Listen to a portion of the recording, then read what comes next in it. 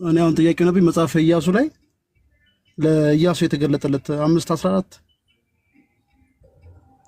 እሺ የሰገደለት መልአክ ሳይሆን ክርስቶስ ነው የሚባል ትምህርት አይቼ እሱን ግልጽ እንዲሆን ይፈልጋል። አክቹአሊ እሱ ነገር አሁን ሰፋ አድርገን ሰሞኑን እንሄድበታለን ምናምን እያልን ነበረ ከነመኩ ጋር። ቴዎፋኒ የሚባለው አገላለጥ ቴዎፋኒ የሚባለው መገለጥ ስለዛ ነው እየጠየቅ ያለውና ሰሞኑን ሰፋ አድርገን እንሄድበታለን እያልን ነው እሱ ፓርት እና የዛኔ ትምህርቱ ብትከታተል የሆነ ነካ ከምናደርገው ብዬ ነው። ኦፍ ኮርስ አሁን በጣም ጥያቄ ስለሆነብኝ ነውና የጠየቅኩት ደግሞ እንዳጋጣሚ የፕሮቴስታንት መምህር ነችና እሷ ደግሞ ምን አለችኝ፣ ልክ ሲገለጥለት ስምህን የሚለው የእግዚአብሔር ሰራዊት ነው የሚለው አይደል? የሰራዊት አለቃ ነው ግን ስሜ ድንቅ ነው ይሏል። ድንቅ ደግሞ ብሎ የሚለው ክርስቶስን ነው ብላይ ነው። እና እስኪ ግልጽ እንደሆነ ያ በቤተ ክርስቲያንም ምን አይነት እንትኖች አሉ መሰለ እሱን ነው ይሄ ክሪስቶፋኒ ኤንጅሎፋኒ የሚባሉ መገለጦች አሉ።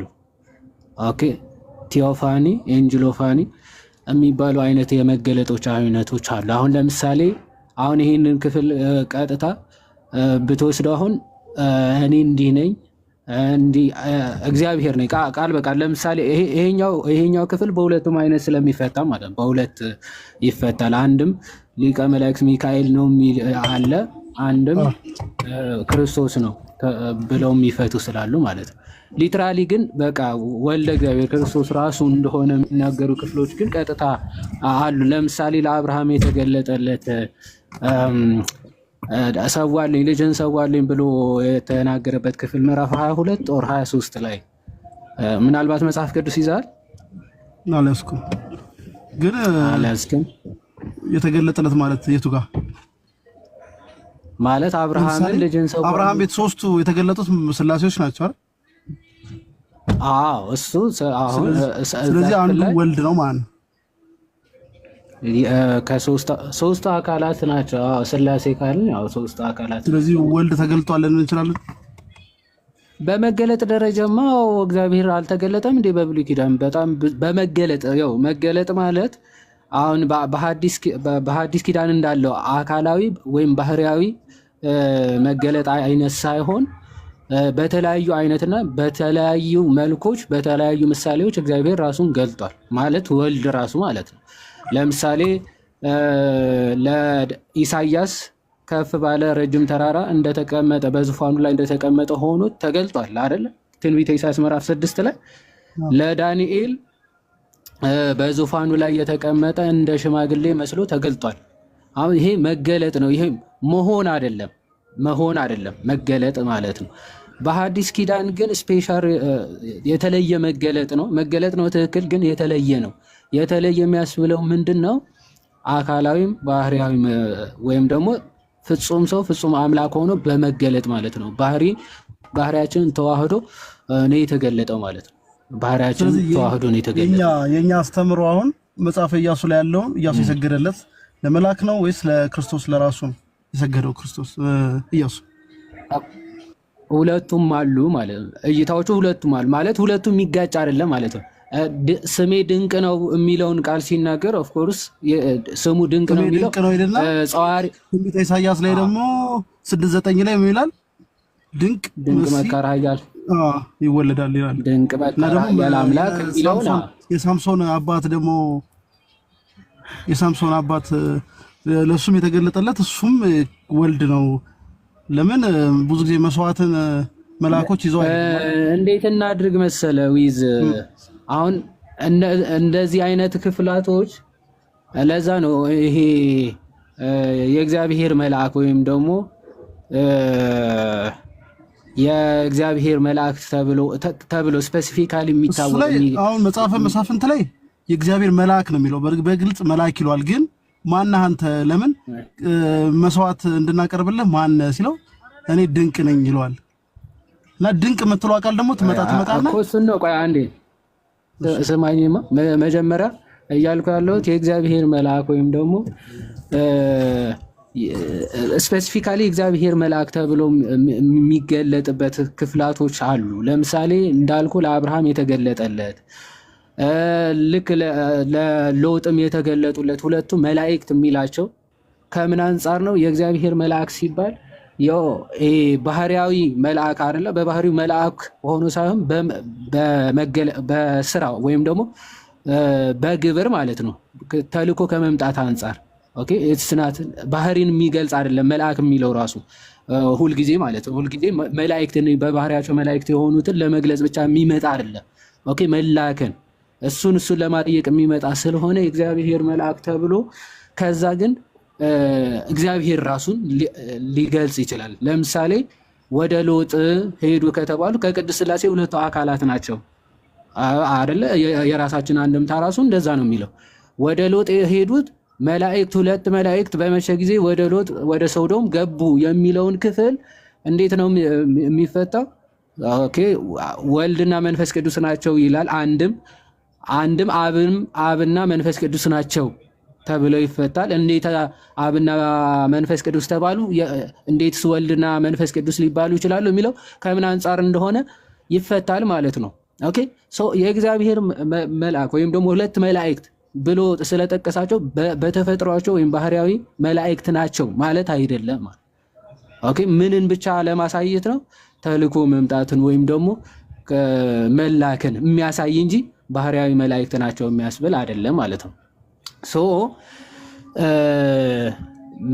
ምን ልፈልግ ነው? ይሄ በብሉይ ኪዳን የእግዚአብሔር መልአክ ተብሎ ግን መለኮታዊ ስራዎችን ወይም ደግሞ መለኮታዊ ነገሮችን የሚናገር ለምሳሌ እንዳልኩ ለአብርሃም ተገልጦ ልጅህን ሰዋልኝ አለው የሚለው ክፍሉን አይተው ከሆነ በደንብ አይተው ከሆነ ከላይ ጀምረ እግዚአብሔር ብሎ ጀምርና እግዚአብሔርም ለሙሴ ለአብርሃም ልጅህን ሰዋልኝ አለው ይልና ከዛ ይቀጥልና የእግዚአብሔር መልአክም እንዲህ አለው ይላል። የእግዚአብሔር መልአክም ልጅህን ለእኔ አልከለከልክምና ብሎ አብርሃም ሲናገረው ትመለከታል። ላይ እግዚአብሔር ብሎ ተታች ደግሞ የእግዚአብሔር መልአክ ልጅህን ለእኔ አልከለከልክም አለው ይላል። ያ የእግዚአብሔር መልአክ ተብሎ ስፔሲፊካሊ እዛ የተገለጠው ወልድ ራሱ መሆኑ ያሳያል ማለት ነው። ግን ለምንድነው የእግዚአብሔር መልአክ የሚሉ ግን የተባለው የሚለው ግን እይታዎች ስላሉ ወይም እይታዎች ማለት በአባቶችም ዘንድ ሲያብራሯቸው መልአክ በመልአኩ ማለት አክቹዋል ፕሬዘንስ ወይም ደግሞ እየታየ ያለው አካል የሚታየው ፊዚካል ነገሩ እሱ መልአኩ ራሱ ሆኖ በመልአኩ በኩል ግን የእግዚአብሔር መለኮታዊ መገለጥ አለ የሚል አፈታት አለ። በደንብ አስተውል። ይሄ የሚታየው ነገር መልአክ ይሆንና ከዛ በመልአኩ ውስጥ ግን የሚናገረው ማን ነው? ራሱ እግዚአብሔር ይሆናል ማለት ነው። ከዛ አንጻር የእግዚአብሔር መልአክ እግዚአብሔር ያለ ሊገልጸው ይችላል ማለት ነው። የእግዚአብሔር መልአክ የተባለበት ምክንያት እንደዛ ብሎ እና አውግስቲን አሁን እንደዛ ይፈቱታል። ለምሳሌ በዘጸአት ምዕራፍ 3 ላይ አይተው ከሆነ ቁጥቋጦ እሳትና ቁጥቋጦ ሲነድ ሳያቃጥላት ተመልክቶ ሙሴ ወደዛ ሲጠጋ የእግዚአብሔር መልአክ ታየው ነው የሚለው። የታየው የእግዚአብሔር መልአክ ይልና ከዛ በኋላ ከእሳቱ መካከል ግን እግዚአብሔር እንዲህ ሲል ተናገረው ይላል። ከእሳቱ መካከል እግዚአብሔር እንዲህ ሲል ለሙሴ ተናገረው ይላል። ከዚህ መረዳት እነ አውግስቲን ምን ብለው ይፈቱታል? ስለዚህ የሚታየው መልአክ ሆኖ ሳለ በመልአኩ ግን ተናጋሪ እግዚአብሔር ራሱ ይሆናል። ኦኬ እግዚአብሔር ራሱ ይሆናል። ስለዚህ ከዚህ አንጻር የእግዚአብሔር መልአክ ተብሎ ሊጠራ ይችላል የሚል አለ። አይ ኖርማሊ የእግዚአብሔር መልአክ የተባለው ራሱ ክርስቶስ በተለያዩ መንገዶች እየተገለጠ የሰራባቸው ወይም ደግሞ ተገልጦ የተናገረባቸው ክፍላቶች ከመሆናቸው አንጻር የእግዚአብሔር መልአክ የሚለውን ቃል ተጠቅመዋል። ወይም ደግሞ የእግዚአብሔር መልአክ የተባለው ራሱ ክርስቶስ ራሱ ነው የሚሉ ደግሞ አሉ። ለምሳሌ አሁን ቅዱስ ዮሐንስ አፈወርቅ ዘፍጥረት እንፍጠር አይደለም ሰውን በመልካችን እንደ ምሳሌያችን እንፍጠር የሚለውን ክፍል ሲያብራራ ምን ብሎ ይፈተዋል? ድንቅ መካር ኃያል አምላክ የሚለው የትንቢተ ኢሳያስ ምዕራፍ 9 ክፍል ያነሳና ኤንጅል ኦፍ ጋድ የተባለው ኦኬ እሱም መፍጠር የሚችለው ክርስቶስ ራሱ ነው እንጂ ማለት ለአይሁዶችና ከመላእክት አንዱ ነው ብለው ማለት ለመላእክት ነው የተናገረው እንዲህ ብለው ለሚናገረው አይሁዶች መልስ ሲሰጥ መላእክት እንዴት መፍጠር ይቻላቸዋል? ኦኬ መፍጠር የሚቻላቸው አይደሉም እነሱ እንፍጠር ሊላቸው አይችልም እግዚአብሔር ለመላእክት የእግዚአብሔር መልአክ የሆነው ክርስቶስ ኢየሱስን እሱን ከእሱ ጋር ነው እያወራ ያለው ብሎ በግልጽ ይናገራል። እና ሰፋ አድርገን ሌላ ጊዜ ይሄን ርዕስ እንሄድበታለን። ዊዛ ሃይራ የአባቶችን ትምህርትን አጣቅሰን ማለት ነው እንዴት እንደሚያዩቸው እንዴት እንደሚረዷቸው ማለት ነው። አሁን በእኛ አንድምታ ማለት ነው አሁን መጽሐፈ ኢያሱ 5:14 እንዴት አሁን ለምሳሌ ኢያሱ የሰገደው ለመልአክ ነው ወይስ እንዴት ነው የሚፈታው? በእኛ እኮ ሁለቱም እይታዎች አሉ ነበር ያልኩህ። አልሰማኝም እኮ ሰምቻለሁ፣ ግን አይ ለምን ሰማ አንዳንዶቹ እንደዚህ ፈቱታል፣ አንዳንዶቹ ደግሞ እንደዚህ ፈቱታል ነው ያልከኝ። በእኛ ደግሞ በኦርቶዶክስ እንዴት ነው ቀጥተኛ ለምሳሌ መልአክ አሁን ለምሳሌ ለመልአክ ስግደት ይገባል አይገባም በሚል ርዕስ ላይ ይሄን አንስተነው ነበር አንዴ። ለምን ለምሳሌ ኢያሱ ሰግዷል ብለን ስግደት ለመልአክ ይገባል ብለን አንስተን ነበር። እሺ እኮ ስለዚህ አሁን ለመልአክ አልሰገደም አይ ለክርስቶስ ነው አለች። ለመላእክት የተሰገደ ክፍል ነው ማለት ለመላእክት መጽሐፍ እንትና የመጽሐፈ ኢያሱ ላይ እኮ 5:14 ላይ ለኬ አሁን ቅድም ያልኩ ማለት አንደኛ ያ ሙሴን እንዳለው ነው ቦታው አሁን ቆይ ስለ ፕሮቴስታንት ነው እያወራ ያለው ስለኛ ትምህርት ነው። ቆይ መጀመሪያ የኛን ትምህርት ቀጥታ ማወቅ ፈልጌ ነው። የኛ ትምህርት በሁለቱም መንገድ ይታያል። ኖርማል የእግዚአብሔር መልአክ ወይም ደግሞ ሚካኤል ነው ብለው ይፈቱታል ብያለሁ። ምክንያቱም የሰራዊት አለቃ የመላእክት አለቃቸው የሰራዊት አለቃ ሚካኤል ተብሎ መጽሐፍ ቅዱስ ላይ ራእይም ላይ ስለተገለጸ ወይም ደግሞ ስለተጠቀሰ ሚካኤል ከሰራዊቶቹ ጋር ከዘንዶው ጋር ተዋጋ ይላል ቃል በቃል አይደል? ከዛ አንፃር ሚካኤል ነው ብለው ይፈቱታል። አንድም ብለው ግን ለክርስቶስም ድንቅ መካር ኃያል ከሚለው አንፃር ክርስቶስ ራሱም መገለጡ አለ። ቀድም እንዳልኩ መልአኩ እኮ ስቲል አለ እኮ በመኖር ደረጃ ግን በመልአኩ አድሮ የሚናገረው ደግሞ ክርስቶስ ነው ብለው አንድም ተብሎ ይፈታል ነው ያልኩ። ሁለቱ እይታዎች አሉ። ዞሮ ዞሮ ግን የእግዚአብሔር መልአክ አይደለም ብለው ይሄን ሪጀክት የሚያደርጉ ከሆነ ማለት ፕሮቴስታንቶች ማለት ነው የእግዚአብሔር መልአክ አለመሆኑ በምን ድንቅ መካር ኃያል ወይም ደግሞ ስሜ ድንቅ ነው ስላለ እንደዛ የሚሉ ከሆነ ማለት አንዳንድ እንትኖች አሉ ጸዋሪ ስም ወይም ደግሞ ስምን በመሸከም ደረጃ የእግዚአብሔር ስም በመያዛቸው መላእክት ራሱ ማለት ነው የእግዚአብሔር ስም የሚሸከሙ ከመሆናቸው የተነሳ እንደዛ ተብሎ ሊነገርላቸው ይችላል። ለምሳሌ መዝሙር ስሜ ድንቅ ነው መልአክ አይልም። መዝሙር ድንቅ ብዬ የፈለኩት አንድም ቦታ የለም። አጣውስ መልአካውን ድንቅ ነኝ የሚል እንትን አልኩ ማለት አይ አሁን አንድ መልአክ ድንቅ ነኝ የሚል አጣውኝ መጽሐፍ ቅዱስ ላይ እንጂ ፈልጊው ስሜ ድንቅ ነው አይደለም የሚለው ስሜ ድንቅ ነው የሚለው ከምን አንፃር ነው የሚታየው? ስሜ ድንቅ ነው የሚለው ስሜ ድንቅ ነው ማለት በቃ ስሙን መናገር አይፈልግም ወልድ በብሉይ ኪዳን ሲገለጥና ልክ መጨረሻ ላይ ትንቢተ ኢሳይያስ 6:9 ላይ ድንቅ መሲህ ኃያል አምላክ ይወለዳል ይልና ድንቅ የሚለው እሱ ጋር ነው የሚመጣው። መዝሙረ ዳዊት ይዛል አይመቸኝም ግን ማየት ይችላል ቁጥሩ ብቻ ነገር መዝሙር 34:7 ላይ ነው ያለው 33:7 ቆይ እሺ እንዴት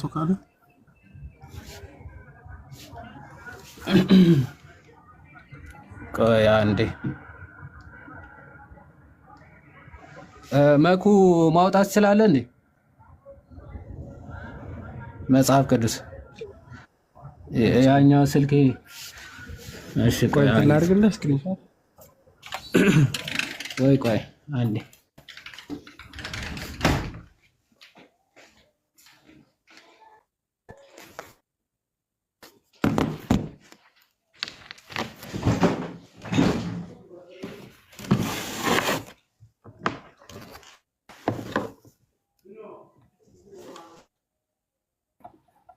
እንዴ ምንድነው ዝምታው? አለው እንትን አንዴ መጽሐፍ ላይ ብዬ አይሰማም? ይሰማል። አንዴ የተቋረጥኩ መስሎኝ እኮ ነው። እኔማ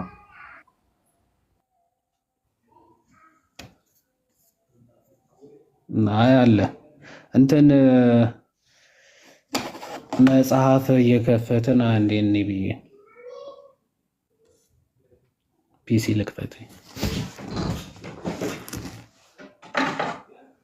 እግዚአብሔር መልአክ የሚለው ነው።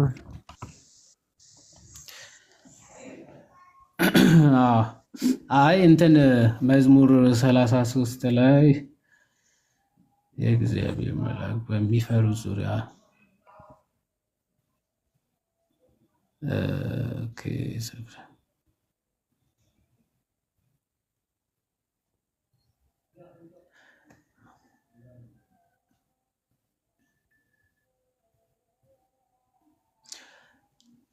ኦኬ እሺ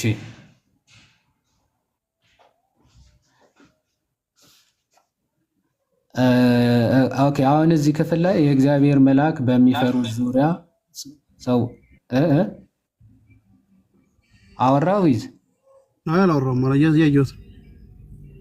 ኦኬ አሁን የእግዚአብሔር መልአክ በሚፈሩ ሰዎች ዙሪያ ይሰፍራል ያድናቸውማል ተብሎ አሁን መላእክት በዙሪያችን እንደሚሰፍሩ እንደሚያድኑን ይናገራል አይደለ? መጽሐፍ ቅዱስ በዙሪያቸው ማለት የእግዚአብሔር መልአክ በሚፈሩ ዙሪያ ሰዎች ዙሪያ ይሰፍራል ያድናቸውማል ብሎ መጽሐፍ ቅዱስ ይጠቅሳል፣ ይገልጻል አይደል? አሁን አንዴ ፒሲ አሁን ከፍቷል።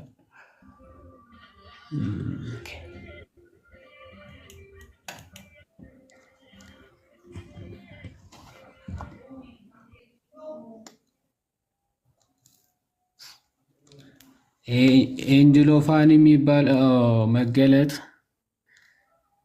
ትንሽ ጠጠር እንዳይለ ሰዎች እንትን ስለሚል ነው እንጂ እሺ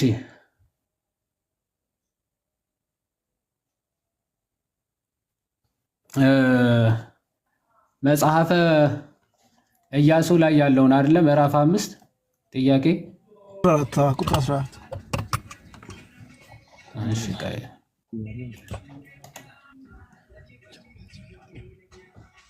አንዴ ላክ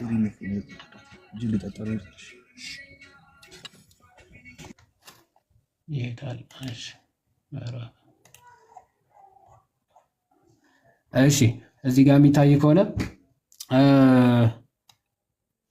እሺ እንዲህ ይላል። እንዲህም ሆነ ኢያሱ በኢያሪኮ አጠገብ ሳለ ዓይኑን አንስቶ ተመለከተ፣ እነሆም የተመዘዘ ሰይፍ በእጁ የያዘ ሰው በፊቱ ቆሞ ነበረ። ኢያሱም ወደ እርሱ ቀርቦ አለ፣ ከእኛ ወገን ወይስ ከጠላቶቻችን ወገን ነህን? አለው ይላል። እርሱም አይደለሁም፣ እኔ የእግዚአብሔር ሰራዊት አለቃ ሆኜ አሁን መጥቻለሁ አለ። ኢያሱም ወደ ምድር በግንባሩ ተደፍቶ ሰገደና ለጌታዬ ለባሪያው የሚነግረው ምንድን ነው አለ። የእግዚአብሔርም ሰራዊት አለቃ ኢያሱን አንተ የቆምክበት ስፍራ የተቀደሰ ነውና ጫማህን ከእግርህ አውልቅ አለው። ኢያሱም እንዲህ አደረገ ይላል። አሁን ይሄንን ምን ብያለሁ?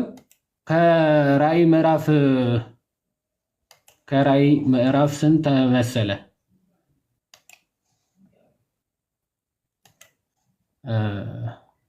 11 ላይ ነው። ሚካኤል ከሰራዊቶቹ ጋር ዘንዶውን ተዋጋ የሚለው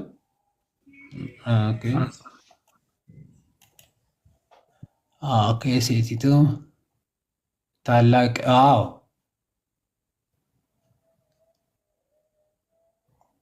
አይደለም መሰለኝ 13 ላይ ነው። እንዳ ወደ ማርበል ሲቲ ተልከው የነበሩት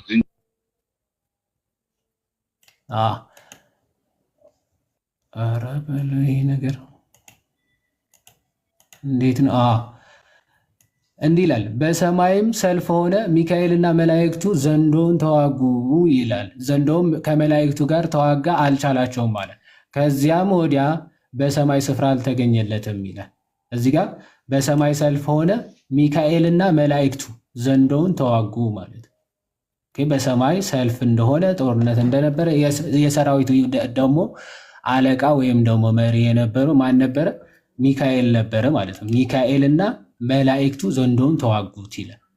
አሁን የሰማይ ሰራዊት አለቃ ሆኜ መጥቻለሁ የሚለው ትንቢተ ኢሳያስ ያለው ከዚህ አንጻር መልአኩ ሚካኤል ነው ብሎ አንድምታችን ይፈተዋል ማለት ነው። መልአኩ ምን ብሎ ይፈተዋል? ሚካኤል ነው ተብሎ ይፈታል። አሁን አንተ ከየትኛው አንጻር ነበረ ማለት ክርስቶስ ተብሎ ነው ሊፈታ ይገባል ስትለኝ ነበረው? ከየትኛው አንጻር? ጌታዬ ለባሪያው የሚነግረው ምንድን ነው የሚለው ነው? ኖ ድንቅ የምትለው አቃለች። የትኛው? አይ እዚህ ላይ አይደለም እኮ ኢሳያስ ስለ መሳፍንት ነው እንደ እያወራ ያለው አይደለም። መጽሐፈ ኢያሱ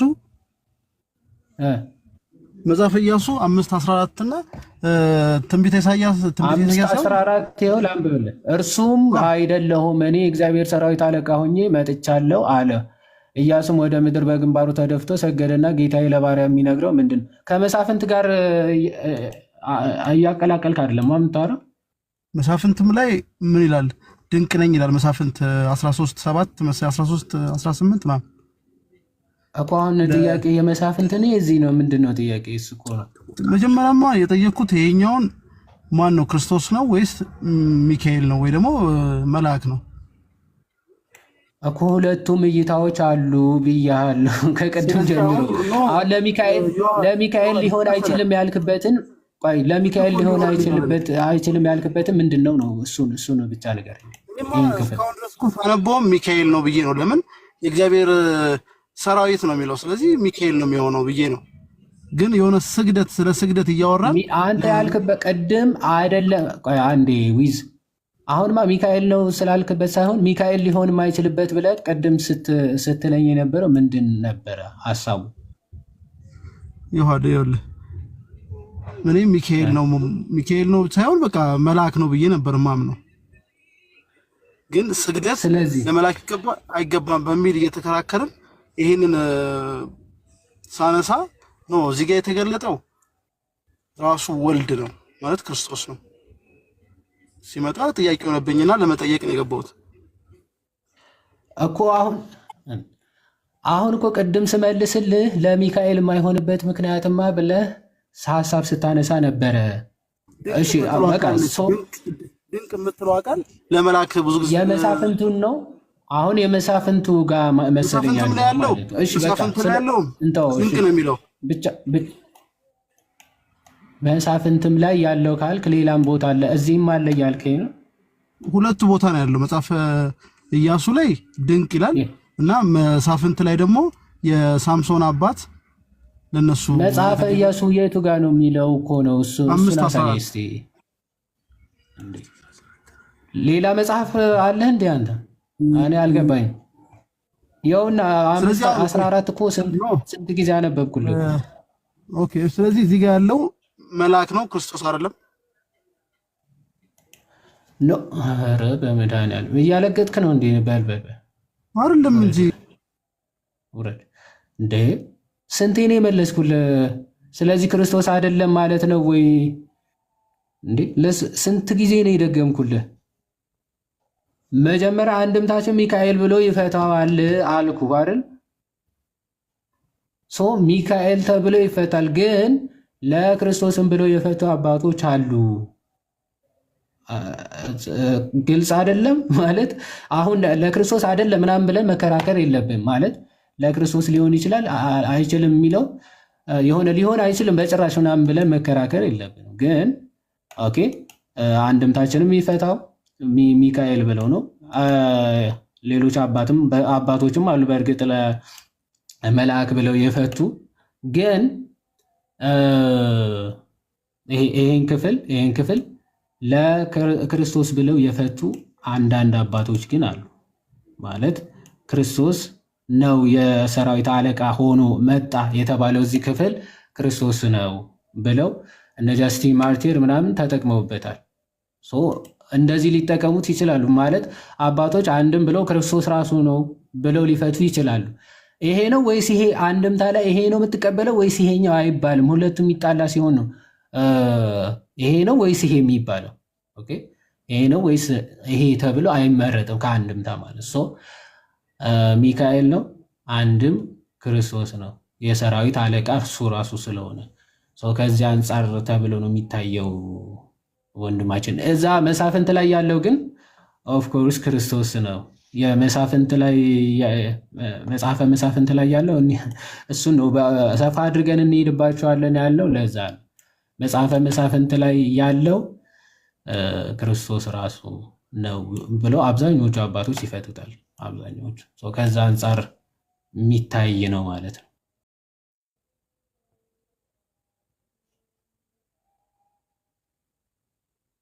ቃሎት ያሰማልን ያሪ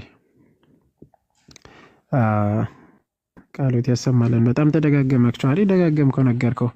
በቤተ ክርስቲያናችን ማለት ዶግማ በሆኑትና ዶግማ ያልሆኑት ጉዳዮች አሉ። አሁን እዚህ ላይ ዶግማ ነው ብለን አይደለም። በነገራችን ላይ እዚህ ላይ መገለጡ በቅዱስ ክሬትድ አንጅልም ይሁን አንክሬትድም which is አንጅሎ ቴዎፋኒ ሲገለጥ ነበረ። ማለት በመላኩ ውስጥ እግዚአብሔር መልእክቱን ያስተላልፋል። ስቲል መላኩንም ይልካል። መላኩን ብቻ የሚገለጥበት አለ። በመላኩ ውስጥም ደግሞ እግዚአብሔር አምላክ ራሱ መልእክት ሲያስተላልፍ እናያለን። ደግሞ በኤነርጂያ በኩል በመላኩ ማለት ኤንጅል ኦፍ ጋድ ተብሎ ክርስቶስ ተገለጠበት አለ የተነገረበት። ምንድነው ትልቁ ነገር? አባቶች ምን አሉ? እንዴት ነው የሚታየው? እይታ ነው። ይሄ እይታ ነው እንጂ ኢትስ ላይክ ዶግማ ምናምን አድርገን አይደለም እንይዘው። ስለዚህ ቅዱስ ሚካኤል ተገለጠ። በቅዱስ ሚካኤል በኩል ደግሞ እግዚአብሔር ራሱ ወልድም የራሱን ሐሳብ ወይም ደግሞ መግለጥ የፈለገውን ገለጠ። በጣም በብዙ ቦታ ላይ የተገለጠበት አለና ብዙም ይሄን አይል እንትን የሚያስብል አይደለም። ሜቢ ግን የልጁ እንትን ላገኝ አልቻልኩም ኮንሰፕቱን። ምንድነው ለመላክ አክቹአሊ ክርክሩ የተነሳበት ለመላክ አይሰገድም ወይም ይሰገዳል በሚለው ይመስለኛል። ለመላክ ኦብቪየስሊ ይሰገዳል። እሱ ደግሞ በጣም ብዙ ጥቅሶችን ማንሳት ይችላል ሜቢ ቢያቀና ብረዳ እንደዛ ብትለውም ራሱ ማለት ነው ኢየሱስ ነው እዚህ ጋር የተገለጠ እና ከምንድነው ማየት ያለብን ሌላኛው በነገራችን ላይ መጽሐፍ ቅዱስ ላይ ስለተጻፈ ብቻ ሳይሆን ሰጋጁ ማለት የሚሰግደው አካል ለይቶ ነው ወልድ ብሎ ለይቶ ነው የሰገደው ወይስ ደግሞ ኖርማል መልአክ መሆኑን አውቆ ነው የሚሰግደው? የተገለጠው እግዚአብሔር ብሎ ነው የሚሰግደው ወይስ ደግሞ ዛት የእግዚአብሔር መልአክ ተገለጠ ብሎ ነው የሚሰግደው? እሱን መለየት አለብን። በደንብ መለየት ያለብን እዛ ላይ ነው በነገራችን ላይ እና በብሉይ ኪዳን ወልድ ለኛ ነው ማለት በግልጽ የተገለጠበት አዲስ ኪዳን ነው። አዲስ ኪዳን ላይ አብ ወልድ መንፈስ ቅዱስ ለይተን ያወቅንበት የተረዳንበት የመገለጥ ዘመን የተባለበት አዲሱ ኪዳን ይሄኛው ነው። ገልጠን ያወቅንበትም በክርስቶስ በኩል ነው። በብሉይ ኪዳን ውስጥ ወደ ኋላ ስትመለሱ እዛት በዚህ ልክ ገልጦ አያውቁም በነገራችን ላይ ማለትም የሚሰግድ አካል ይሄ ለይቶ ይሄ መልአክ ነው ይሄ እግዚአብሔር ነው እንደዛ ብሎ አይደለም ለይቶ እንትን የሚለው። ስለዚህ ከዛ አንፃር ምንድነው ልንል የምንችለው? አሁን ለእግዚአብሔር መልአክ የተሰገደበት በጣም ብዙ ፖይንቶች ማንሳት እንችላለን፣ ብዙ ጥቅሶች መስጠት እንችላለን። ይሰገዳልም ከክብር አንፃር ማለት ነው። ከክብር አንፃር ይሰገዳል። ከዛ ውጭ ግን ለአምልኮ ስግደት የምናገኘው ለእግዚአብሔር ብቻ ነው። ይህ በተደጋጋሚ ተናግረናል። እሺ እግዚአብሔር ያክብርልን። የዋዴ ቃሎት ያሰማልን። አሜን አሜን። መኩ እንትኗን አንድ ነገር ለማሳየት ያክል ይሄ አክቹዋሊ ይህን ያክል ማለት በጣም የሆነ አሳሳቢ ትምህርት ምናምን ሆኖ አይደለም። ይሄ በብሉይ ኪዳን የእግዚአብሔር መልአክ የተባለው እንትኑ ማለት እናንተ ብታውቁት ባታውቁት ምናምን ያን ያክል እንትን የሚል ሆኖ ሳይሆን ማለት የሚከብዳችሁ የሚያስጨንቃችሁ አይነት ነገር ከሆነ በቃ ቀለል አድርጎ እንትን ማለት ነው። እና ብቻ ግን ኮንሴፕቶቹ ዝም ብላችሁ ለመያዝ ያክል ዘፍጥረት ምዕራፍ 22 ላይ ያለውን ነገር የተወሰነ ለማሳየት ያክል እችን ነገር ላሳያችሁና ሌላ ሰው እንቀበላለን። ያው አሮን አውቆ ይሁን ሳያቅ ምናምን እያለመጠ ምናምን አይነት ስለመሰለኝ ነው ወንድማችን ሲያነሳቸው ለሶስተኛ ጊዜ ከዚህ አንድ አይነት ሀሳብ ስለተደጋገመ ልክ ስላልመሰለኝ ነው። እና ምን ይላል እዚህ ጋር የሚታያችሁ ከሆነ ከእነዚህም ነገሮች በኋላ እግዚአብሔር አብርሃምን ፈተነው ይልና እንዲህም አለው፣ አብርሃም ሆይ አብርሃምም እንሆ አለው አለ፣ የምትወደውን አንድ ልጅህን ይስሐቅን ይዘህ ወደ ሞሪያም ምድር ሂድ፣ እኔም በምነግርህ በአንድ ተራራ ላይ በዚያ መስዋዕት አድርገህ ሰዋው አለ ይላል። ኦኬ ሰዋው ብሎ ተናገረ። ማን ነው የሚለው? እግዚአብሔርም ተናገረ ይላል። ዘንድ ሰዋው ካለ በኋላ አብርሃምም በማለዳ ተነስቶ አህያውን ጫነ፣ ሁለቱንም ሎሌዎቹንም ልጁንም ይስሐቅንም ከእርሱ ጋር ወሰደ፣ እንጨትንም ለመስዋዕት ሰነጠቀ፣ ተነስቶም እግዚአብሔር ወዳለው ቦታ ሄደ። ስለዚህ እግዚአብሔር ነው ተናጋሪው ይላል እዚህ ክፍል ላይ ማለት ነው። ዘን አሁን መስዋዕቱ ጋር ሰዓታችን ለመጠቀም ቀጥታ ቁጥር 11 ላይ በደንብ ይሁ ዘፍጥረት ምዕራፍ 22 ከቁጥር 11 ላይ አብርሃም ከ10 ጀምሮ አብርሃምም እጁን ዘረጋ፣ ልጁንም ያርድ ዘንድ ቢላዋ አነሳ፣ የእግዚአብሔር መልአክም ከሰማይ ጠራና ይላል። በደንብ አስተውሉ። የእግዚአብሔር መልአክም ከሰማይ ጠራና አብርሃም አብርሃም አለው፣ እርሱም እነሆኝ አለ። እርሱም በብላቴናው ላይ እጅህን አዘርጋ፣ አንዳችም አታድርግበት፣ አንድ ልጅህን ለእኔ አልከለከልክምና እግዚአብሔርን የምትፈራ እንደሆንክ አሁን አውቄአለሁ አለ ይላል። ኦኬ አሁን እዚህ ክፍል ላይ ከላይ ምንድን ነው ያለው? እግዚአብሔር አዘዘው፣ ልጅህን ሰዋልኝ አለው ነው የሚለው ከላይ ሲጀምር ማለት ነው። ከዛ ዝቅ ብለው ግን ያ የእግዚአብሔር መልአክ ደግሞ ምን አለው? እግዚአብሔር ወዳለው ተራራ ሄደና ልጁን ሊሰዋ ሲል የእግዚአብሔር መልአክ ተገለጠ ወይም ታየውና ይላል። የእግዚአብሔር መልአክም ከሰማይ ጠራውና ምን አለው? አብርሃም አብርሃም አለው። እርሱም እነሆኝ አለ። እርሱም ማለት ያ የእግዚአብሔር መልአክ የተባለው ማለት ነው። በብላቴናው ላይ እጅህን አዘርጋ ካለ በኋላ አንዳችም አታድርግበት፣ አንድ ልጅህን ለእኔ አልከለከልክምና እግዚአብሔርን የምትፈራ እንደሆንክ አሁን አውቃለሁ አለ ይላል። ከዚህ አንጻር ያ የእግዚአብሔር መልአክ የተባለው እዚህ ጋር ራሱ ዲቫይን እግዚአብሔር እንደሆነ በሚገባ እንመለከታለን። ኦኬ በሚገባ እንመለከታለን። ከዚህ አንጻር የእግዚአብሔር መልአክ የተባለ ራሱ እግዚአብሔር እንደሆነ የሚናገርባቸው ክፍላቶች አሉ መጽሐፍ ቅዱስ ላይ። ግን እንዴት ነው የምንረዳቸው? የምርም ክርስቶስ ሲሆን ወይም ደግሞ ኖርማል ኤንጀል ብቻ መሆኑን በመለየት እንችላለን። እዛው ዝቅ ብለው የሚናገሯቸው ንግግሮች በደንብ ስለሚለዩ ማለት ነው። ከዛ ደግሞ የአባቶች አንድምታን በደንብ መረዳት ያስፈልጋል፣ ማንበብ ያስፈልጋል ማለት ነው። ከዚህ አንጻር እንረዳዋለን ማለት ነው። የዋዲ ቃሎት ያሰማልን።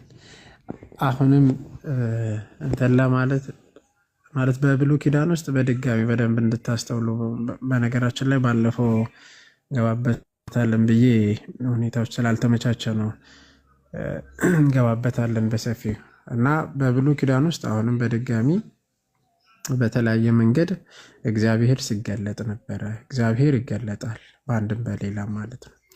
ለምሳሌ ለሙሴ የተገለጠ አምላክ አለ። ለሙሴ የተገለጠ እርሱ አምላካችን በተራራው ላይ ተገልጦለታል። እግዚአብሔር ቃል በቃል አናግሮታል። ማንን? ሙሴን። ፊቴን አይቶ የሚድን የለም ብሎ የተናገረበትን በተራራው ላይ እግዚአብሔር አምላክ ሲያናግረው እናያለን እና በእሳት አምሳል ሲያናግረው እናያለን። በሐመልማሉ ውስጥ ማለት ነው፣ እግዚአብሔር ራሱ ማለት ነው።